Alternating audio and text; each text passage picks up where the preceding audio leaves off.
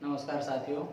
हम राजस्थान का इतिहास पढ़ रहे थे और उसमें कछवाहा वंश और कछवाहा वंश की आपने पिछली वीडियो देख ली होगी। और यदि नहीं देख पाए तो इस वीडियो का कोई औचित्य नहीं रहेगा, क्योंकि थोड़ा सा एक बार पीछे को तो जरूर देखें। उसी क्रम में आज हम पढ़ रहे हैं आगे कि हम कछवाहा वंश पढ़ रहे थे। कछवाहा वंश, कछवाहा वंश के शासकों की हमने बात की। ढूंढाड़ में कछवाहा वंश का शासक हुआ है दूला राव या तेजकरण। एक पंचवर्ण देव था जिसने तराइन के मैदान में सहायता की थी पृथ्वीराज चौहान की, और वो वीर गति को प्राप्त हो गया था। कोकिल देव हुआ जिसने आमेर को जीता और अपनी राजधानी बनाया। उसके बाद में पृथ्वीराज कछवाहा हुआ था जिसने राणा सांगा की खानवा के मैदान में सहायता की।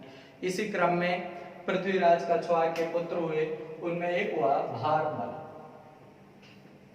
भारमल 1547 से लेकर के 1573 ईस्वी तक का शासन किसका रहा? भारमल का।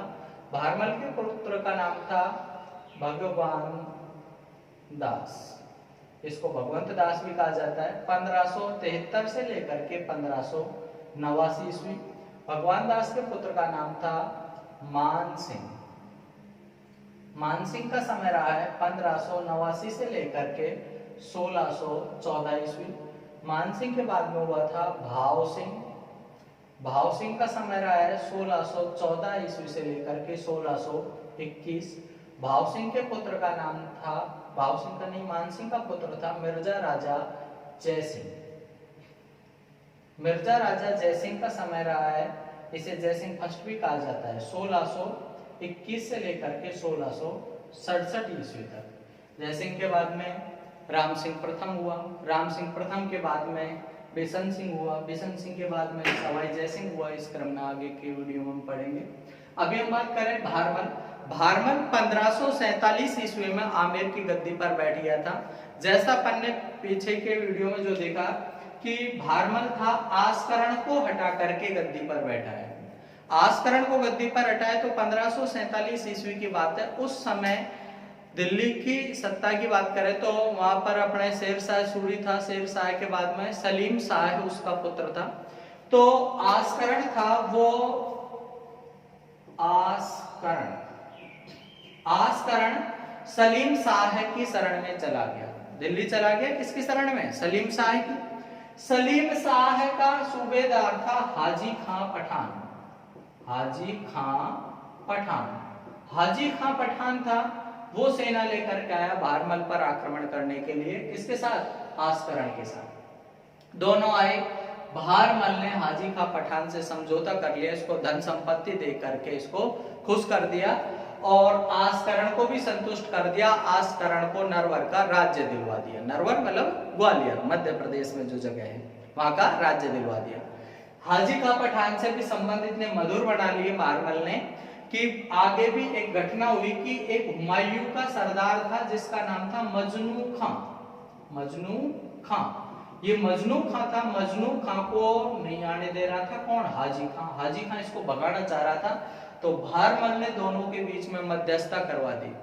मध्यस्थता करवा दी तो ये भारमल चूंकि अब संबंध हाजी से सुधर गए थे, इस चक्कर में मध्यस्थता करवा दी। और इस मध्यस्थता का फायदा मिला कि जब दिल्ली का शासक अकबर बनेगा आगे, तो उस समय भारमल की पहली मुलाकात करवाने वाला भी कौन था? मजनू खां।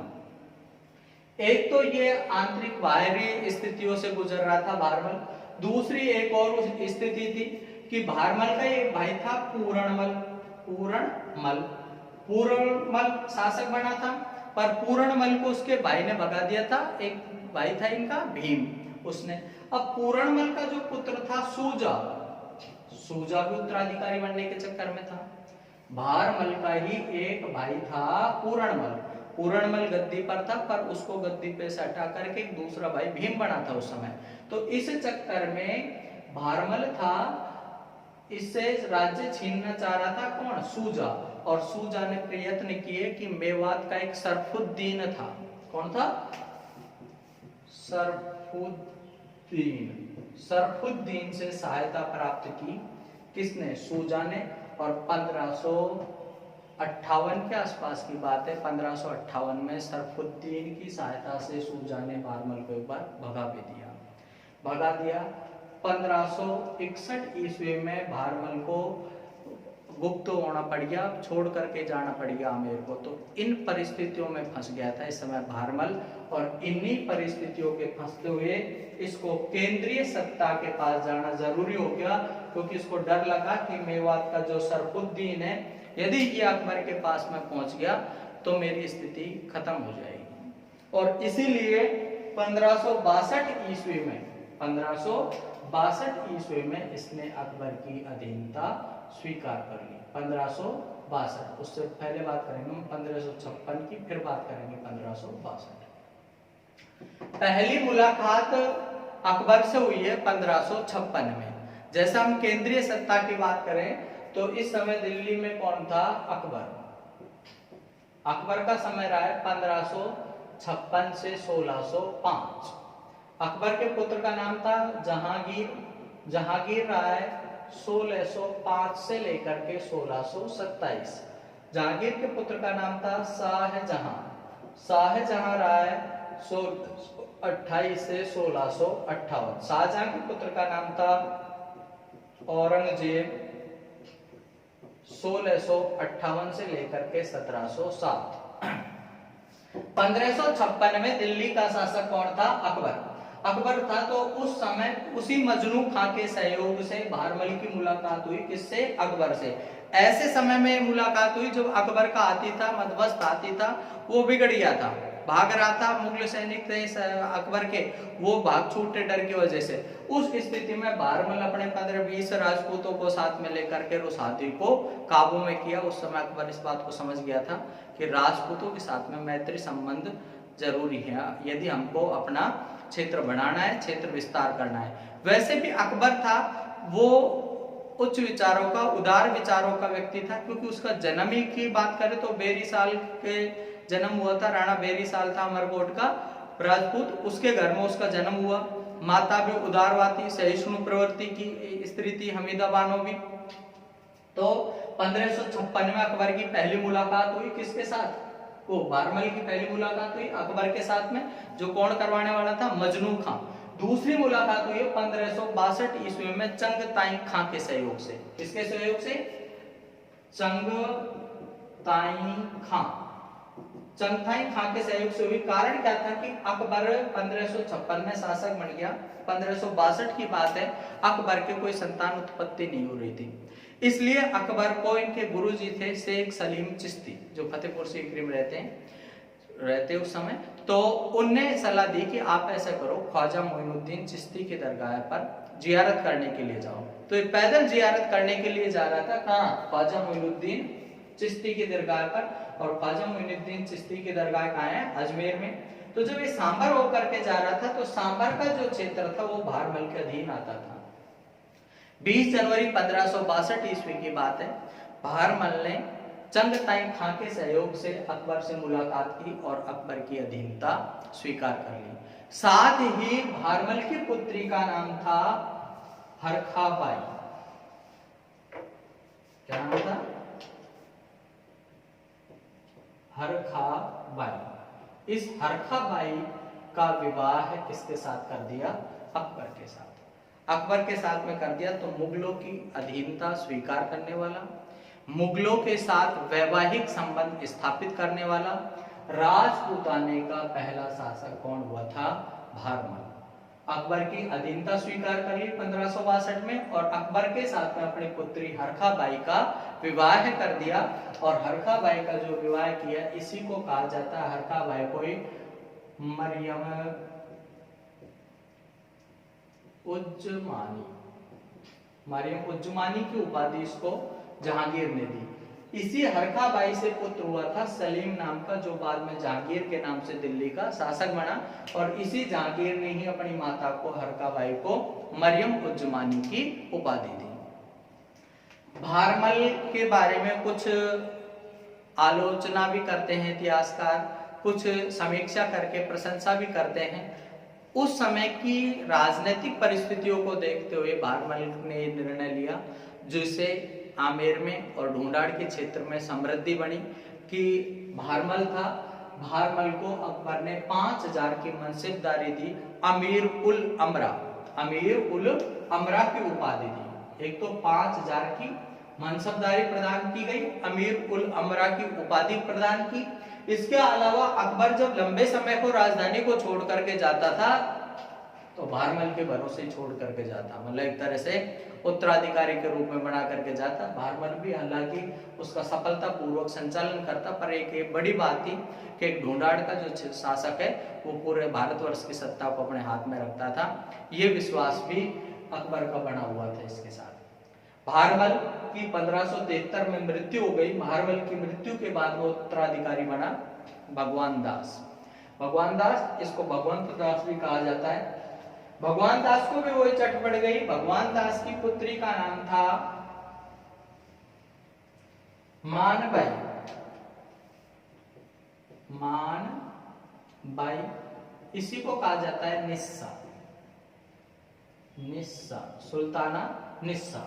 नाम तो मानबाई था, पर इस भगवान दास ने अपनी पुत्री मानबाई का विवाह कर दिया। किसके साथ? जहांगीर के साथ। जहांगीर के साथ विवाह कर दिया, और इस जहांगीर से जो विवाह किया है, इससे जो पुत्र हुआ था उसका नाम था खुसरो। मानबाई या निस्सा का जो पुत्र था, क्या नाम था? खुसरो। एक हमारी जोधपुर की राजकुमारी है, उसका विवाह भी जहांगीर के साथ में हुआ था, जिसका नाम था जोधाबाई। उससे जो पुत्र हुआ था उसका नाम था खुर्रम, जो शाहजहां के नाम से फिर दिल्ली का शासक बना। पुनः बता रहा हूं, एक तो आमेर की राजकुमारी का विवाह हुआ है, किसके साथ? जहांगीर के साथ में। इससे जो पुत्र हुआ है उसका नाम तो क्या है? खुसरो। एक जहांगीर का विवाह हुआ जोधपुर की राजकुमारी जोधाबाई के साथ, उससे जो पुत्र हुआ उसका नाम था खुर्रम। खुर्रम शाहजहां के नाम से शासक बना। खुसरो तो वैसे ही खुश रहा, इसने पिता के साथ में विद्रोह कर दिया था। विद्रोह कर दिया, भाग छूटा। भाग करके सिखों के 5वें गुरु थे अर्जुन देव, अर्जुन देव के पास में जाकर के शरण ली। जहांगीर ने अर्जुन देव की हत्या कर दी, खुसरो को जेल में डाल दिया, खुसरो की जेल में आत्महत्या कर ली। उसके बाद में इसने भी, अपने मानबाई निस्सा ने भी आत्महत्या कर ली। अभी बात इतनी सी है, जैसे भारमल ने अपनी पुत्री का विवाह किसके साथ कर दिया? अकबर के साथ। ऐसे ही भगवान दास ने अपनी पुत्री का विवाह किसके साथ कर दिया? जहांगीर के साथ। भगवान दास को भी अकबर ने पिता की तरह 5,000 की मनसबदारी प्रदान की थी। भारमल को कितनी दी थी? 5,000 की। भगवान दास को भी कितनी मिली? 5,000 की मनसबदारी दी गई। भगवान दास के पुत्र का ही नाम था मान सिंह। क्या नाम था? मान सिंह। मान सिंह का जन्म हुआ था 1550 ईस्वी में मौजमाबाद। मौजमाबाद पड़ता है सांभर का क्षेत्र। यहाँ पर 1550 ईस्वी में जब मान सिंह का जन्म हुआ था, उसी समय की बात है कि मान सिंह के बारे में ज्योतिषियों ने भविष्यवाणी कर दी थी, इस बच्चे को परिवार से दूर रखना वरना ये बच्चा जिंदा नहीं बचेगा। तो जब 1562 ईस्वी में मान सिंह की बुआ कौन थी? हरखाबाई। हरखाबाई का जब विवाह हुआ था तो उस समय मान सिंह को भी अकबर के साथ ही भेज दिया गया। हरखाबाई के साथ ही भेज दिया गया, बेटा तू भी बुआ जी के साथ ही रह लेना, ठीक है। तो अकबर को तो बेटे सुद्दई बहू आई थी, हरखाबाई तो जाएगी, हरखाबाई के साथ में मान सिंह को भी भेज दिया गया। मान सिंह को भेज दिया। इधर मान सिंह को अकबर ने भी बड़े प्रेम से रखा। मान सिंह, उस समय अकबर के कोई पुत्र प्राप्ति नहीं थी, तो अकबर ने भी कह दिया भाई मेरे तो ये बेटे बराबर ही है, मैं तो इस बालक को यूं समझ लो गोद ले लिया। तो इसको उपाधि दी इसने फरजंद की। मान सिंह को उपाधि दी किसकी? फरजंद। फरजंद मतलब दत्तक पुत्र। फरजंद और राजा की उपाधियों से विभूषित किया किसको? मान सिंह को। किसने? अकबर ने। मान सिंह 1589 ईस्वी में शासक बन गया है। इसको अकबर ने फरजंद और राजा की उपाधियां दी।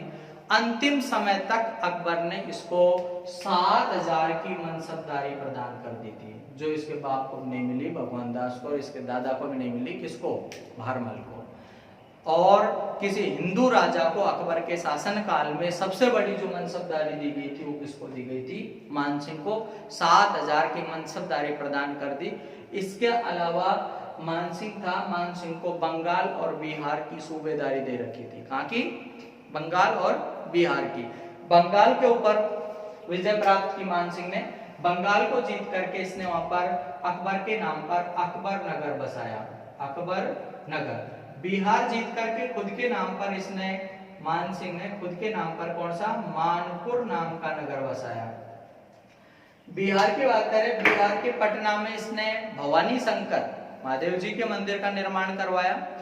गया की बात करें, गया बिहार में इसने महादेव जी के मंदिर का निर्माण करवाया।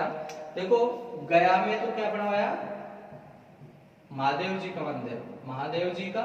इधर यहाँ पर पटना में क्या बनवाया इसने, भवानी शंकर का मंदिर, भवानी शंकर का मंदिर। वृंदावन में गोविंद देव जी के मंदिर का निर्माण करवाया।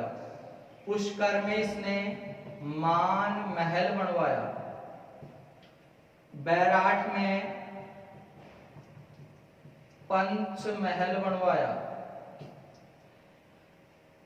आमेर की बात करें तो आमेर में इसने शिला देवी का मंदिर बनवाया। इसके अलावा जगत शिरोमणि मंदिर बनवाया। इसके अलावा जयपुर में इसने जयगढ़ का किला बनवाया। इसको बंगाल और बिहार की सूबेदारी दी गई। बंगाल में इसने अकबर नगर बसाया, बिहार में इसने मानपुर नाम का नगर बसाया। जब ये बंगाल का शासक था, बंगाल की सूबेदारी संभाल रखी थी, तो वहां का एक शासक था केदार। केदार को पराजित किया। पराजित राजा ने अपनी पुत्री का विवाह मानसिंह के साथ में कर दिया और केदार ने इसको शिला देवी की एक मूर्ति दी। मूर्ति तो है महिषासुर मर्दिनी की, महिषासुर मर्दिनी। महिषमान नाम का एक असुर था। महिष मतलब होता है भैंसा, भैंसा नाम का असुर, असुर मतलब राक्षस, राक्षस था। उसका मर्दन करते हुए माता को दिखाया गया है। इस तरह की प्रतिमा है महिषासुर की।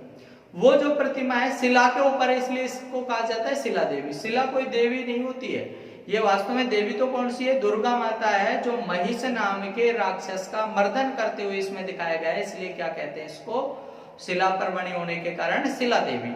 तो ये जो मूर्ति थी वो केदार ने इसको भेंट की, जो इसने अपने आमेर के महलों में स्थापित करवाई। एक दूसरा वृतांत और भी मिलता है कि जब बंगाल के शासक केदार के ऊपर मानसिंह ने आक्रमण किया था तो मानसिंह पराजित हुआ। उसके बाद में मानसिंह को स्वप्न आया। स्वप्न में माता की मूर्ति के दर्शन हुए। माता ने बताया मेरी इस तरह से नदी से होकर के मूर्ति गुजरेगी और किनारे पर ये मूर्ति दिखाई देगी, तो उसके दर्शन मात्र से तुझे विजयश्री हासिल हो जाएगी।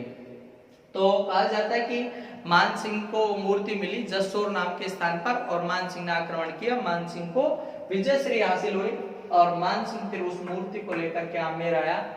आमेर में इस मूर्ति की स्थापना करवाई। इसी को कहा जाता है शिला देवी, जो कि कछुआओं की आराध्य देवी मानी जाती है। और दूसरी बात यह भी है कि ये जो दारू पीते हैं उनके लिए लाभदायक है, क्योंकि इसका जो मंदिर है यहाँ पर भक्तजनों को जल और मदिरा का चरणामृत भक्तों की इच्छा के अनुसार दिया जाता है। कोई जल का लेना चाहे जल का ले, कोई मदिरा का लेना चाहे मदिरा का ले, कोई पैक बना पीना चाहे दोनों मिलाकर के अपने पी ले। कौन सी माता की बात है, आमेर की शिला देवी। जगत शिरोमणि मंदिर, जगत शिरोमणि मंदिर का निर्माण भी आमेर में करवाया। इसका निर्माण करने वाली थी वैसे कंकावती। कंकावती, कंकावती मानसिंह की ही रानी थी। कारण क्या है कि मानसिंह के पुत्र का नाम था जगत सिंह और जगत सिंह था जो बीमार पड़ गया था। मानसिंह बीमार पड़ गया बंगाल रहते हुए।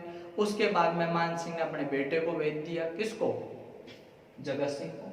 जगत सिंह चला गया, वो बीमार ऐसा पड़ा कि वो खत्म हो गया, खत्म हो गया। कंकावती को दुख हुआ मेरे बालक को मरवा दिया, इसलिए कंकावती ने फिर उसकी स्मृति में, जगत सिंह की स्मृति में आमेर के महलों में जगत शिरोमणि मंदिर का निर्माण करवाया।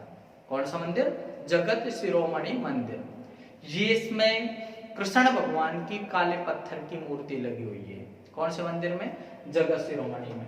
ये जो मंदिर है इसमें कृष्ण भगवान की काले पत्थर की वह मूर्ति है जिसकी पूजा मीराबाई किया करती थी। ये थी चित्तौड़गढ़ के किले में।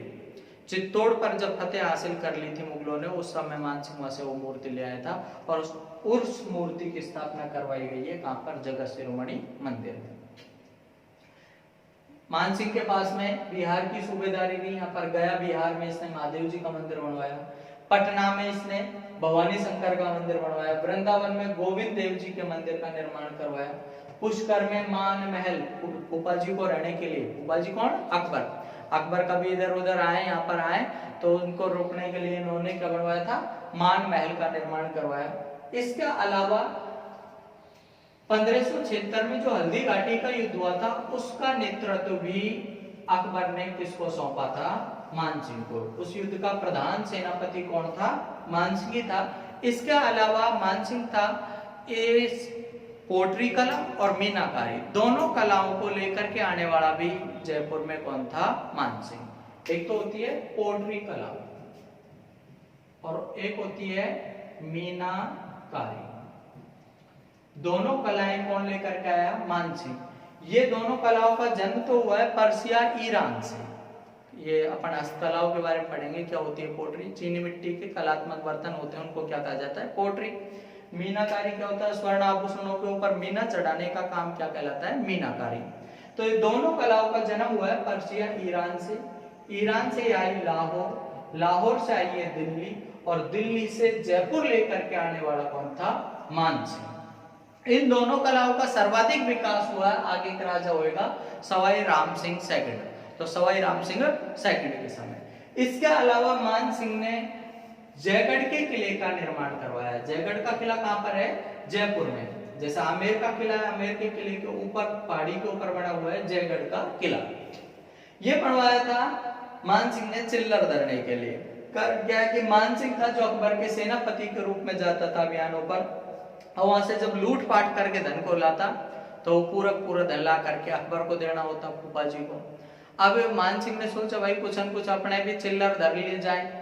इसके लिए क्या करता मानसिंह, अपने एक किला बनवाया, इसलिए इसे उस समय कहा जाता था चिल्ल का टोला, चिल्ल का टोला। तो इसने इस चिल्ल के टोले का निर्माण करवाया, और निर्माण भी ऐसा करवाया कि इसने टांका बनवाया। किले के अंदर क्या बनवाया, टांका, जो अपने पानी भरने के लिए रहता है टांका, और टांके के नीचे फिर एक टांका बनवाया, उसमें अपने टांके का धन रखता, जो लूट करके लाया जाता उसमें से कुछ धन को यहाँ पर रख लेता था। तो उसके समय इसे क्या कहा जाता था, चिल्ल का टोला। बाद में इसका पुनर्निर्माण करवाया था इस मिर्जा राजा जयसिंह ने, इसलिए किले का नाम क्या हो गया, जयगढ़ का किला। मतलब मानसिंह के समय में इस किले को क्या कहा जाता था, चिल्ल का टोला। और इसका रास्ता भी इस तरह से था कि इसके बारे में कहा जाता है कि इस किले की कैद में डाला गया कोई भी व्यक्ति जिंदा वापस नहीं आया। मानसिंह की 1614 ईस्वी में इलिचपुर में मृत्यु हो गई, और मृत्यु के बाद में अगला उत्तराधिकारी बना भाव सिंह। भाव सिंह की कोई महत्वपूर्ण कोई ऐसी बातें नहीं मिलती हैं। भाव सिंह की बस यही है कि निसंतान था, इस चक्कर में इसके उत्तराधिकारी कोई नहीं था, और इसीलिए फिर मानसिंह का पुत्र था मिर्जा राजा जयसिंह, या इसी को कहा जाता है जयसिंह प्रथम। जयसिंह प्रथम था जो उत्तराधिकारी बना। जयसिंह 1621 में बना है, और 21 से लेकर के कब तक रहा है, ये 67 तक। 67 का मतलब हो गया 46 साल। कितने साल का कार्यकाल हो गया, 46 का। सबसे लंबा कार्यकाल किसका रहा है इस मामले में, सवाई मिर्जा राजा जयसिंह का। मिर्जा राजा जयसिंह का 46 साल का कार्यकाल है। दूसरी बात, इसने 3 मुगल बादशाहों की सेवा की है। जब ये शासक बना था तो उस समय समकालीन दिल्ली का शासक कौन था, जहांगीर, जो 27 तक रहा है। उसके बाद में शाहजहां लिया, और उसके बाद में औरंगजेब लिया 1658 में, जबकि ये कब तक रहा है, 67 तक। जहां जयसिंह था, इसको उपाधि दी गई मिर्जा राजा। मिर्जा राजा, मिर्जा राजा की उपाधि इसको दी गई थी किसके द्वारा, शाहजहां के द्वारा। शाहजहां के द्वारा इसको मिर्जा राजा की उपाधि दी। जहांगीर का एक दरबारी कवि था बिहारी, जिसने सतसई नाम के ग्रंथ की रचना की। कौन सा ग्रंथ लिखा, सतसई। सतसई नाम का ग्रंथ लिखा, जिसमें 719 दोहे हैं, जिसमें आपने देखा होगा एक दोहा है, नहीं पराग नहीं मधुर मधु नहीं विकास यही काल, अली कली ही सो बद्देहु आगे कौन हवाल। ये जो दोहा था वो मिर्जा राजा जयसिंह के लिए लिखा गया था। जब नवविवाहित मिर्जा राजा जयसिंह था, वो अपने निवास में ही रहता, रानियों में ही डूबा रहता। उस समय बिहारी ने उसके लिए लिख करके भेजा कि नहीं पराग नहीं मधुर मधु नहीं विकास यही काल, कि नहीं पराग, अभी तो इस पुष्प में न तो पराग कण आए, न ही मधुर मधु, नहीं अभी इसमें कोई मीठा शहद आया है, नहीं मधुर मधु नहीं विकास यही काल, नहीं अभी इसका पुष्प का विकसित होने का समय आया है। और अली कली ही सोबत दो, कि हे भौरे तू अभी से इसमें इतना बंध गया, आगे कौन अवाल, आगे तेरा क्या हाल होएगा। तो ये प्रेरित कर करके लिखा था अन्योक्ति अलंकार में मिर्जा राजा जयसिंह के लिए कि अभी तो नया नया विवाह हुआ, अभी से इस तरह के बंधनों में बंध गया तो आगे राजा तुम्हारा क्या हाल होएगा। तो उससे प्रेरित होकर के मिर्जा राजा जयसिंह ने शासन को संभालना शुरू कर दिया था। और सतसई जो के रचयिता हैं बिहारी, इनको प्रत्येक एक दोहे के लिए असरपी देना शुरू कर दिया कि भाई एक दोहा लिख करके लाएगा तुझको एक सोने की असरपी दी जाएगी। तो एक तो कवि था बिहारी जिसने सतसई नाम का ग्रंथ लिखा था, दूसरा एक कवि था राम कवि जिसने जयसिंह चरित्र नाम के ग्रंथ की रचना की थी। दो ग्रंथ हैं इसके समय के प्रसिद्ध, सतसई और दूसरा कौन सा है, जयसिंह चरित्र। इसके समय की प्रमुख घटना है 1665 ईस्वी की, 1665 आई हुई है परीक्षाओं में भी। 1665 ईस्वी में हुई थी पुरंदर की संधि। कौन सी संधि हुई, पुरंदर की संधि हुई 1665 ईस्वी में। संधि हुई थी किस किस के बीच में, एक तो दिल्ली का शासक है इस समय औरंगजेब, एक मराठों का सेना नायक है शिवाजी। मिर्जा राजा जयसिंह को औरंगजेब ने अभियान पर भेजा और मिर्जा राजा जयसिंह ने क्या है, पुरंदर पर घेरा डाल दिया। शिवाजी को संधि करने के लिए विवश कर लिया। संधि में तय हुआ था कि 35 जो दुर्ग शिवाजी के अधीन थे मुगलों के, उनमें से 23 दुर्गों को वापस लौटाना पड़ेगा। शिवाजी इस बात पर सहमत भी हो गए और इसी बात के साथ ही मिर्जा राजा जयसिंह शिवाजी को ले आया औरंगजेब के पास कि अपन को यही बात करनी है, ये संधि की शर्तें रहेंगी तो ये मान ली जाएंगी। औरंगजेब ने क्या किया, शिवाजी को बंदी बना लिया। बंदी बना करके और मिर्जा राजा जयसिंह का पुत्र था जिसका नाम था राम सिंह फर्स्ट, उस राम सिंह की हवेली में नजरबंद करके रखवा दिया। जयसिंह इस शर्त पर लेकर के आया था शिवाजी को कि यदि तुम्हारी संधि वार्ता हो जाती है, ठीक है भाई ये शर्तें हैं, इसके साथ में संधि हो जाएगी, नहीं होगी तो मैं तुमको यहां से मुक्त करवा दूंगा औरंगजेब के पास से। औरंगजेब ने क्या किया, इसको सीधा सीधा अपने बंदी बना लिया। मिर्जा राजा जयसिंह ने अपने पुत्र राम सिंह से कहा कि बेटा मैं वचन दे करके लाया हूं, इसको कैसे भी मुक्त करना है। राम सिंह की हवेली से इसको मुक्त करवा दिया। तो बात अभी इतनी सी है कि ये पुरंदर की संधि हुई किस किस के बीच में, तो औरंगजेब और शिवाजी के। संधि को करवाने वाला कौन है, जयसिंह।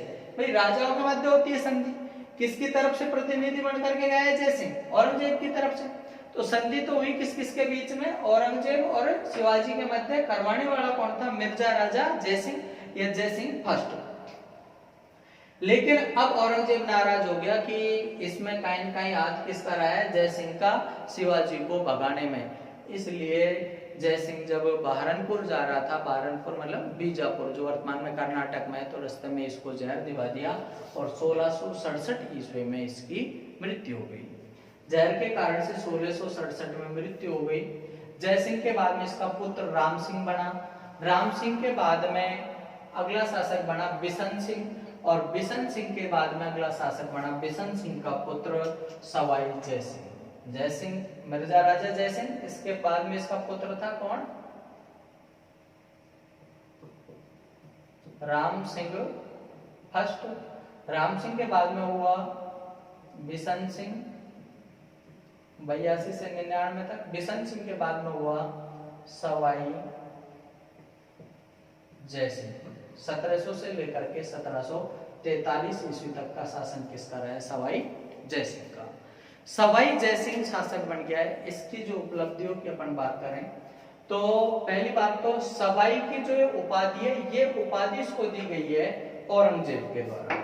किसके द्वारा दी गई, औरंगजेब के द्वारा।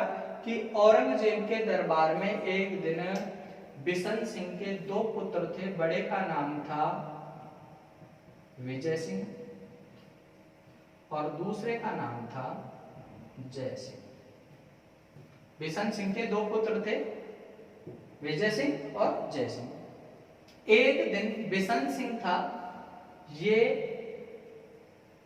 विजय सिंह को साथ में लेकर के औरंगजेब के दरबार में गया। वहां औरंगजेब ने कोई अभियान की बात की। इसमें बड़ी वाकपटुता से विजय सिंह ने जवाब दे दिया, साहब मेरे कहाँ बस की है। औरंगजेब ने कहा कि बेटा तुम्हारे ही वंश में एक पहले पैदा हुआ है, कौन? जय सिंह। वो था जो तो था ही, तू उसका बाप निकलेगा, तू उससे भी सवाया बनेगा। बोलने में बहुत वाकपटुता है, बोलने की चतुराई है। तो इसने औरंगजेब ने इस विजय सिंह को क्या कहा कि तू, वो तो जय सिंह ही था, तू क्या बनेगा? उससे सवाया बनेगा। तू क्या बनेगा? सवाई जय सिंह। तो इस सवाई की जो उपाधि है वो किससे प्राप्त हुई है? औरंगजेब से। और इसके बाद में जो परवर्ती जो राजा हुए हैं वो सब नाम क्या लगाने लग गए? सवाई। और इसका नाम बदल करके, विजय का नाम बदल करके तो रख दिया सवाई जय सिंह, और जय सिंह का नाम बदल करके रख दिया विजय सिंह। मतलब बिशन सिंह का ज्येष्ठ पुत्र कौन था? विजय। विजय ही किस नाम से शासक बनाया? फिर सवाई जय सिंह के नाम से। सवाई जय सिंह के नाम से 1700 से लेकर के 1743 ईस्वी तक का शासन किसका रहा है? विजय सिंह या सवाई जय सिंह का। सवाई जय सिंह का शासन शुरू हो जाता है 1700 से लेकर के 1743 ईस्वी तक। इसके बारे में अपन अगले वीडियो में पढ़ेंगे। जय हिंद, धन्यवाद।